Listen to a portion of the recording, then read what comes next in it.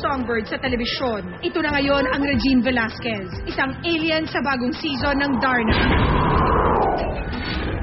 Eksklusibo naming nabisita ang unang araw ng kanyang taping sa Darna bilang Elektra at isang kakaiba at electrifying Regine ang aming nasaksihan. One of the newest villain dito sa Darna. Pagka two-face siya. So, at the beginning, she seemed to be nice. Parang she wants world peace. But then, hindi natin alam kung ano talaga yung totoo niyang pakay sa Earth. Powerful siya bilang siya ay queen ng planet Venusa. Pero ibang Regine man ang mapapanood sa Darna. From drama soap, ngayon naman fantasy. Hindi ka ba naman nahirapan sa bago mong character? I don't know yet because it's my first time to do a fantasy soap. Plus, I'm playing a villain and an alien. I'm just treating it just like, you know, any other role. Yung role talaga siya na kailangan kong i-portray. Action! Unang araw pa lang ay feel na agad na Regine ang pagiging Elektra gandang alien.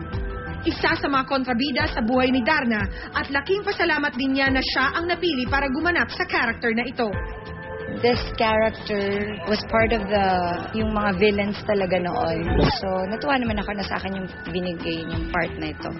At first, syempre pinag-isipan ko muna kung kaya ba ng powers kong gawin to. Tapos, okay naman, nakaya naman. At hindi lang yan ang dapat abangan sa kanya. Dahil si Regine, may paunang chika na sa amin tungkol sa kanyang susunod na project, isang drama soap sa Kapuso Network sa 2010. Hopefully, because after this, we're also doing Diva. So, yan yung next project namin. Lea Salonga, world-class performer na ambassador pa. Isa na namang bagong pagkilala ang ibinigay sa kababayan nating si Lea Salonga nang ginawaran siya ng World Vision, isang Christian organization na tumutulong sa mga batang mahihirap bilang ambassadress of child sponsorship. She's a very sincere person. She's well known by Filipinos. They respect her, and so she turned out to be a perfect ambassador for us. I guess it felt like some sort of natural progression to be a sponsor and then to call other people to sponsor children too. You kind of feel that your money is going to something worthwhile because there is some sort of a result. Sa aming eksklusibong interview kay Lea, inamin niyang marami siyang hinahanga ang local artist ngayon na may potential na sumunod sa yapak niya. Pero ang isang nangingibabaw ay ang ating kapuso na si Julianne San Jose na minsan na siyang ginulat sa pagbirit. I like Julianne.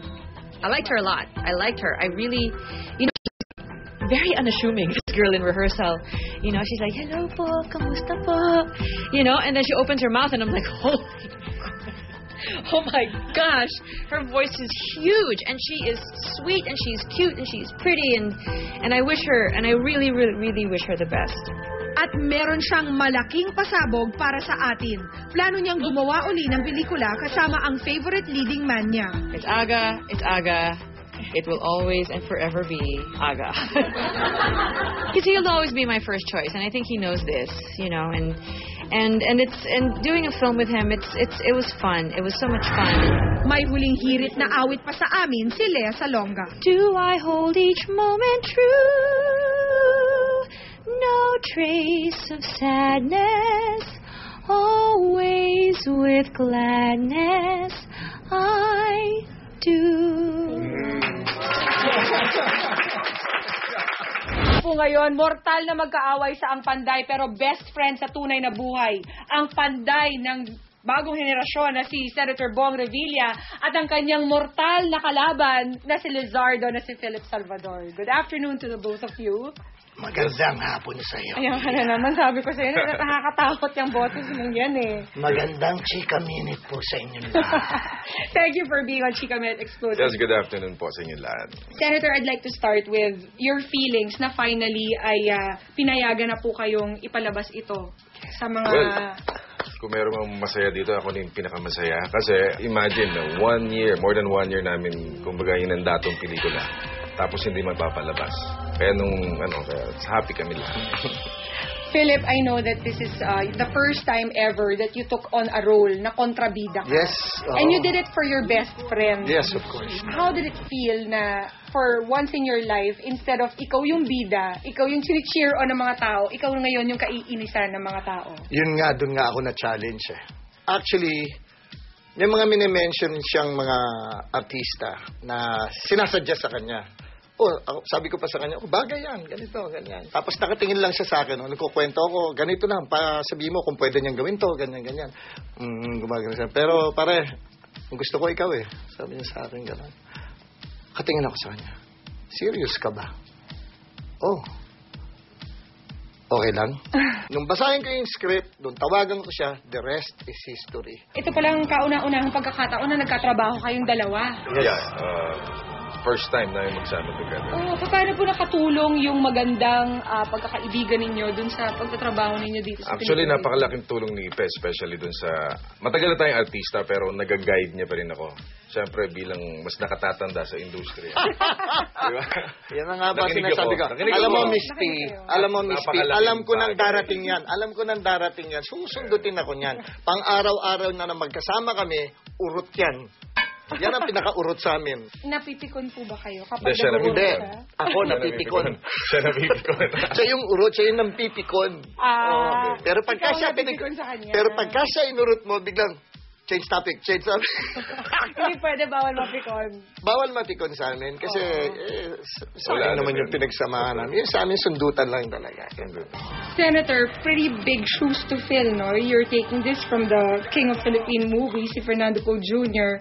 Meron po bang pressure na parang yes. to come up to this kind of level? That's true.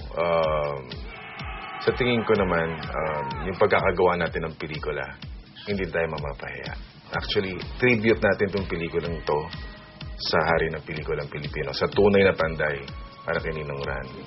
Go right ahead and invite. Yeah, abangan nyo po at panoorin ang panday. I'm very, very sure na maibigan nyo po ang pelikulang ito. Talagang inihanda namin to para sa pamilya. Dami na ako nagawang pelikula. Pero sabi ko na ito ang pinakamagandang pelikula na buong pamilya. Maraming salamat, Ipe. Senator, thank you so much for being here in Chika Minute Explosive. Chika Minute. Pakaming chika, eto, sasabog na. Masayang-masaya si Richard Gutierrez sa resolusyong inilabas ng Department of Justice tungkol sa kasong libelo na isinampa ng aktor laban sa Philippine Entertainment Portal o PEP. Ayon sa DOJ, maaari nang ituloy ni Richard ang kaso at umpisahan na ang paglilitis. Masaya na ako na finally nakita ng DOJ na may probable cause yung ginawa ng PEP sa akin. So, I'm very happy and I'm thankful sa DOJ dahil ngayon nga nasa tamang lugar na yung kaso. Para sa aktor, isa itong maagang Christmas gift para sa kanya at sa pamilyang apektado rin ng kaso. I want to thank my family who's always been there behind me, supporting me, and all my fans around the world para nandyan sila lagi. Matatandaang nag-ugat ang kasong ito nang maglabas ng artikulo ang PEP sa kanilang website tungkol umano sa gulong kinasangkutan ni Richard at ng aktor na si Michael Flores sa isang birthday party noong Abril. Dahil dito nagsampa si Richard ng 25 million peso libel case sa PEP at sa 3 tauhan nito. Maging ang kapatid ni Richard na si Rufa may mensahe rin sa PEP. Kung sakaling maayos nila yon, matanggap nila, and they apologize, I mean, why not? Diba? Kung ang Diyos nga nagpapatawad, tayo pa kaya? Pero dapat maging clear yon kasi syempre, lahat naman tayo may iniingatan. Syempre may trabaho tayong lahat, meron tayong iniingatang pangalan. Pinili ng PEP na manahimik muna sa bagong development ng kaso. Sa official statement nila sa kanilang website, sinabi rito na maghahain sila ng motion for reconsideration sa loob ng 10 araw para mabaligtad ang resolusyon ng DOJ at hindi na matuloy ang paglilitis ng kaso. Naninindigan ng PEP na walang mali siya ang pagkasulat nila ng artikulo na ikasisira ng aktor.